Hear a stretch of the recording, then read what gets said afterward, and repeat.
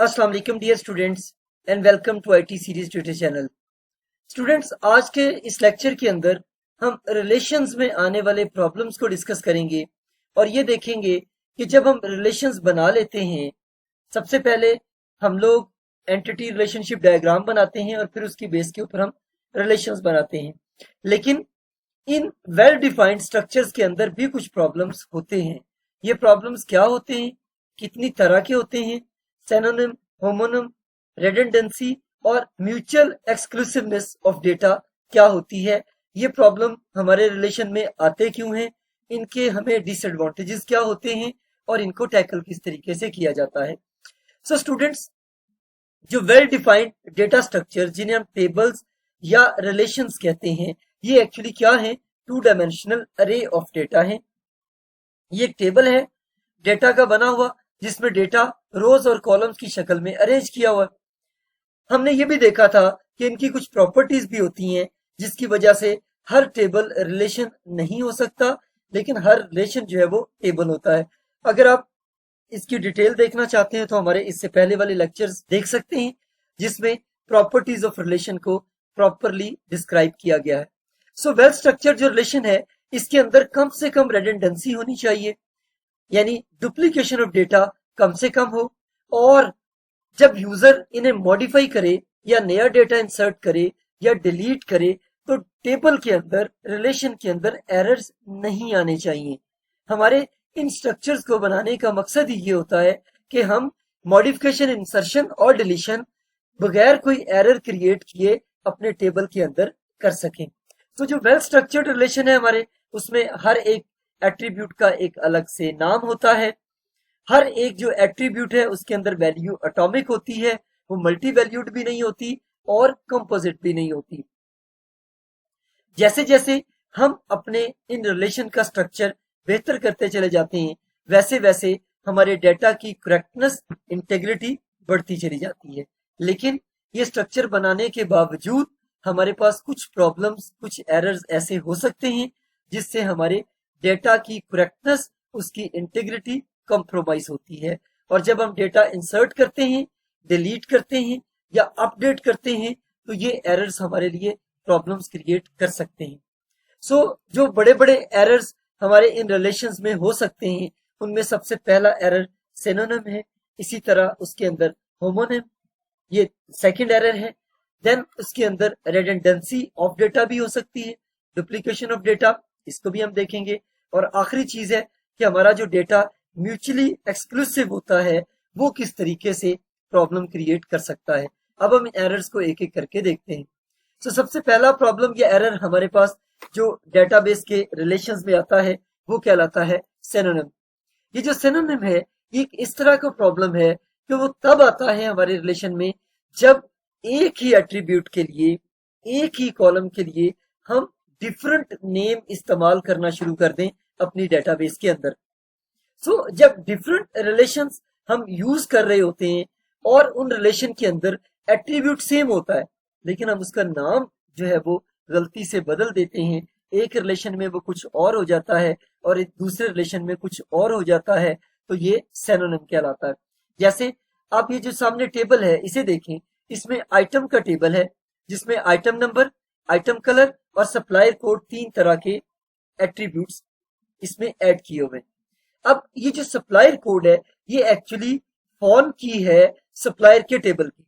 Supplier के table में हमारे पास दो एट्रीब्यूट हैं, सप्लायर आईडी और सप्लायर नेम। लेकिन जब इस सप्लायर आईडी को इस आइटम के टेबल के साथ लिंक किया गया तो मिस्टेकनली हम इस सप्लायर आईडी का जो नाम है वो सप्लायर कोड रख दिया। सो अगर हम सप्लायर कोड और सप्लायर आईडी का आपस में रिलेशनशिप बनाएंगे तो डेटाबेस मैनेजमेंट सिस्टम इन्हें क्रिएट तो कर देगा। आपको डेटाबेस के अंदर ऑपरेट करते हुए तो शायद प्रॉब्लम फील ना हो, लेकिन डेटाबेस के स्ट्रक्चर के अंदर ये एक एरर जरूर है जिसे सिनोनिम कहते हैं, कि जिसमें एट्रीब्यूट सेम है, जो सप्लायर आईडी की वैल्यू है वही सप्लायर कोड में जानी है, लेकिन इन दोनों का नाम जो है वो दोनों टेबल्स के अंदर डिफरेंट कर दिया गया है। तो इस एरर को रिमूव करने के लिए हम क्या करेंगे, हम सप्लायर के टेबल में भी इसका नाम वही रखेंगे जो आइटम के टेबल में रखा गया, या हम इसको ये भी कर सकते हैं कि आइटम के टेबल में इसका नाम चेंज कर देते जो सप्लायर के टेबल में रखा हुआ है। तो अगर दोनों तरफ इसका नाम सेम हो गया, सप्लायर कोड सप्लायर के टेबल में और आइटम के टेबल में सप्लायर कोड सेम नेम हो गया, अब इनका आप रिलेशनशिप क्रिएट करें। अब इसमें ये प्रॉब्लम खत्म हो गया। इसी तरह जो दूसरा हमारे पास एरर है दैट इज होमोनिम। होमोनिम तब अराइज होता है जब हम दो टेबल्स के अंदर एट्रीब्यूट तो डिफरेंट हो, हम उनका नाम सेम यूज कर लें। जैसे अगर हम इस एग्जांपल को देखें तो कस्टमर के टेबल में customer ID, company name, date of birth और एज, ये 4 डिफरेंट एट्रीब्यूट हैं कस्टमर के। अब हम इसका जब लिंक करते हैं सप्लायर के टेबल के साथ, तो सप्लायर के टेबल में भी सप्लायर आईडी है और उसके अंदर भी कंपनी नेम है। अब आप ये देखें कि ये जो कंपनी नेम सप्लायर के टेबल में है, ये सप्लायर की कंपनी है, जबकि कस्टमर के टेबल में जो कंपनी नेम है ये कस्टमर की कंपनी है। ऑब्वियसली इन दोनों में वैल्यू डिफरेंट आएगी। तो वैल्यू तो डिफरेंट है, ये एट्रीब्यूट भी डिफरेंट है, लेकिन मिस्टेकनली हमने इसका नाम दोनों टेबल्स में सेम कर दिया। ये प्रॉब्लम होमोनिम कहलाता है। इसको रिजॉल्व करने के लिए आपको इन दोनों टेबल्स के अंदर कंपनी नेम जो है उसको डिफरेंट करना पड़ेगा। जैसे अगर मैं सप्लायर के टेबल में इसको सप्लायर कंपनी कर दूं, कस्टमर के टेबल में मैं इसे कंपनी नेम भी रहने दूं, तो अब ये दोनों डिफरेंट एट्रीब्यूट हो गए और इनका नाम भी डिफरेंट हो गया। थर्ड हमारे पास जो प्रॉब्लम या एरर आता है वेल डिफाइंड स्ट्रक्चर में दैट इज रेडंडेंसी। रेडंडेंसी एक ऐसा एरर होता है कि जिसमें हमने सेम इंफॉर्मेशन को मल्टीपल टाइम सेव करवा लिया होता है अपने सेम टेबल में। यानी हम एक से ज्यादा एट्रीब्यूट के अंदर सेम वैल्यू रख लेते हैं। जैसे कस्टमर का टेबल है जिसमें customer ID, customer name, date of birth और 4 एट्रीब्यूट्स हैं। अब ये देखिए, अगर हमारे पास कस्टमर की डेट ऑफ बर्थ हो तो हम उससे एज कैलकुलेट कर सकते हैं। तो इन दोनों इंफॉर्मेशन को अलग अलग सेव करने की जरूरत नहीं है। ये बिल्कुल ऐसे ही है कि जैसे आप इस एक एम्प्लॉय की मंथली सैलरी भी सेव करें और उसकी एनुअल सैलरी भी सेव करें। हालांकि हम मंथली सैलरी को जब भी 12 से मल्टीप्लाई करेंगे तो उसकी एनुअल सैलरी निकल आएगी। तो इस तरह हम अगर एक ही डेटा को मल्टीपल एट्रीब्यूट्स के अंदर सेव कर लेते हैं तो दिस इज कॉल्ड रेडंडेंसी।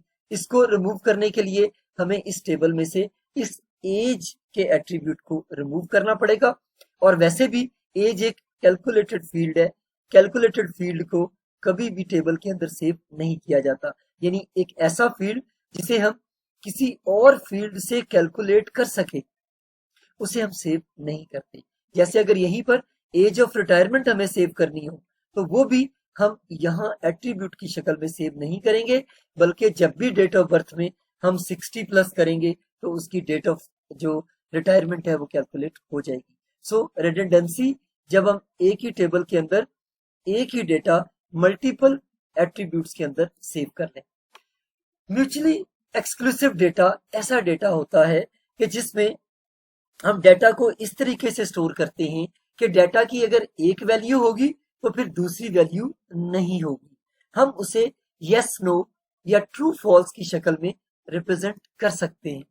तो अगर हम दो या दो से ज्यादा एट्रीब्यूट जिनकी वैल्यू ट्रू फॉल्स से या यस नो से सेव हो सकती हो, हम उसके लिए अलग अलग एट्रीब्यूट यूज कर लें तो ये हमारे डेटा के अंदर एक प्रॉब्लम अराइज हो जाएगी। हम इसको एग्जांपल से देखते हैं। जैसे कस्टमर का एक टेबल है, इसके अंदर हमने 2 एट्रीब्यूट सेव किए हुए, एक मैरिड जिसकी वैल्यू यस या नो हो सकती है और इसी तरह सिंगल और इसकी वैल्यू भी यस या नो हो सकती है। हमने इसके लिए 2 डिफरेंट एट्रीब्यूट यूज किए हैं, जबकि अगर हम सिर्फ एक ही एट्रीब्यूट यूज कर लें मैरिटल स्टेटस तो इसको भी हम यस और नो के साथ सेव कर सकते हैं। और अगर मैरिटल स्टेटस यस होगा इट मींस वो मैरिड भी है और वो सिंगल नहीं है, और अगर मैरिटल स्टेटस नो होगा तो इट मींस वो मैरिड नहीं है और वो सिंगल है। तो इस तरह हम कोशिश करते हैं कि अपने डेटा को एफिशिएंटली सेव करें। जब हम नेक्स्ट लेक्चर में एनोमलीज को डिस्कस करेंगे तो फिर आप देखेंगे कि यही 4 प्रॉब्लम्स जिसमें synonym, homonym, mutually exclusive data और रेडंडेंसी है, इसकी वजह से किस तरह के प्रॉब्लम अराइज होते हैं। Thank you.